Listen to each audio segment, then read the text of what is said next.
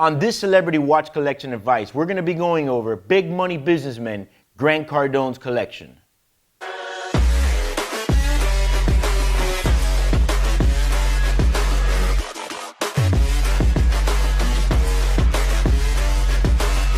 So this is a little bit different than a celebrity watch review, because some of these other reviews that I've done in the past where there's an actual score, it's a bit different because I feel like those people that I've reviewed are, one, hardcore collectors that really have sought out some pretty heavy, amazing pieces and they know what they want. And they've been doing this for a very long time. But this particular episode is going to be a little bit different. I want to go over Grant Cardone's collection. Now, I've seen him curate some pieces over the last couple years and he's really stepped it up a heavy notch with those Pateks that he bought.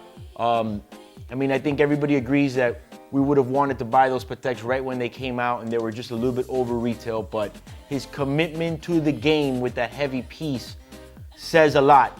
And I want to go over a little bit about his watches and what I recommend that maybe he should be looking to buy as well.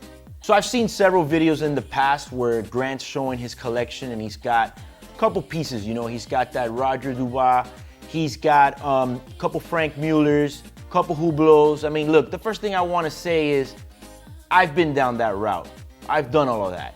I've made those mistakes. I've bought watches just because I was like, they were cool at the moment, or you know how it is, man.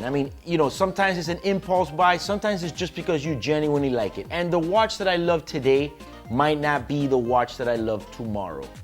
But the idea is to get as much advice as possible and know where you're going.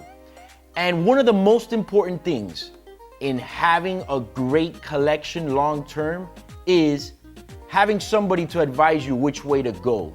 So usually these guys that have these really heavy collections rely on a couple of dealers / consultants that guide them in the right steps to go in the right directions in order to get this collection going.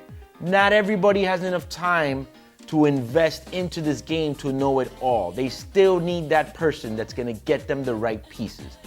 That being said, you've gotten a good amount of watches and those last two Pateks are really, for me, the crowning jewels of that collection. Some of those pieces are not as great. Fine, no problem. Who hasn't done it? Lord knows I have several that I'll never wear again. That PAM 164 that you have, great watch. I wore one and I beat it to shit. I used it over and over and it's a great watch. Not to mention Panerai was booming 5 years ago. It was really a different look of sophistication at the time. Gotta love that Jubilee Band 36mm. You can never forget the first good watch that you have or the first good Rolex. That's very important. You can never let that go. I've always said that my first good watch, I would get rid of every single watch. God willing, never have to get rid of that first one. That's the one that you want to keep closest because for me, it's the one that means the most. That being said, I think there's a lot of room for expansion to some crazier pieces. And we're not talking about these off the wall pieces. You've got this interest in Richard Mille. The guy likes Richard Mille. He's going around it, but he's kind of like, he's not really sure if he wants to get these Richard Milles. I get it. He's standing there at the edge of the roller skating ring, seeing everybody go by and looking for a moment to step into the wood floor. But I think the problem with Richard Mille is you just got to know what you're buying.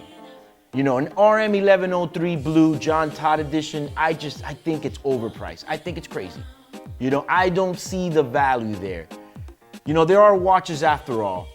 Who puts a price on these anyways? But that blue John Todd is just too much, and it's a blue watch. I think a rose gold RM11 is really the way to go. You can't go wrong with that. I'd get the standard RM11 rose gold, titanium sides, it's done. Pay a little bit over retail. We're not talking about family heirlooms here. I'm not trying to keep this thing to the end of time. Buy the RM11, rock it for a while, and dump it with minimal loss. Can't be as bad as the losses that we've all taken with these Hublots. Wow. I had a client of mine lose $260,000 on a Hublot King Power Tourbillon he bought 8 years ago, right in the boom of things. You see, that was a little bit more easier to see coming.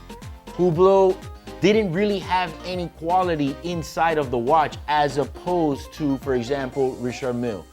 Richard's got a whole lot more work. There's a lot more going on there, and they haven't necessarily hoarded out the brand like some of these others. So I don't foresee them ever tanking like a Hublot or a Frank Mueller, because one, they got a lot more money into them, into the actual watch, as opposed to these other ones. Now, nothing's safer than a Patek. And even in today's market, Patek's looking a little bit shaky, at least with the novices all being inflated. That being said, I think you got room for a Celestial in your collection. The 6102 is a stunning masterpiece watch. I mean, that's something that money in the bank. It's not overinflated in price. Heavy, heavy piece. Good size too, because not many of these Pateks with the leather straps have a good size. But the Celestial for me has always been a favorite, and it's obviously the perfect watch to wear with a suit and that of sorts. So you might want to think about something like that as well. I see you got some APs, and that's good. I mean, AP is one of my go-to brands, but you might want to perhaps maybe think about some of the ultra thins, you know, Royal Oaks and Tourbillon. Now we're talking something a little bit more heavy, a little bit more sophisticated, not so crazy like a Concept. You see, the Concepts are not that easy to wear, really bulky, and not that easy in the market to acquire or sell. But the Royal Oak Tourbillons are definitely heavy pieces that are beautiful and timeless overall. I mean, I get it.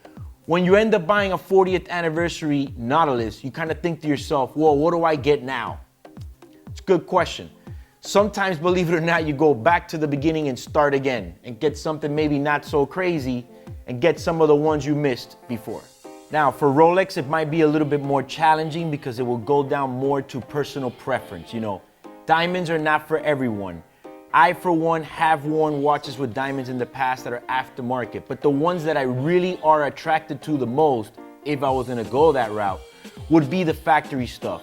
And Rolex has some stunning factory pieces like the GMTs and some of the subs, the white gold exactly, that comes with the blue sapphires and stuff like that. I mean, those pieces are heavy, heavy, and they hold a lot of value, are exclusive, and they look really nice. Something about that factory diamond work on Rolex, it just is on another level. But it's also a great investment piece. Investment, I get it. But it's not like you're throwing money away. Some of these other watches out there, it's just pissing it in the wind. You gotta buy what you want, but it's a lot funner when you buy the right stuff.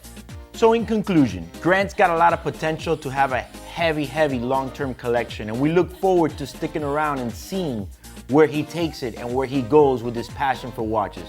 The guy clearly likes watches. I can just tell the way he talks about them. So feel free to comment below how you feel about Grant Cardone's watch collection. And don't forget to hit the notifications bell till it looks like this.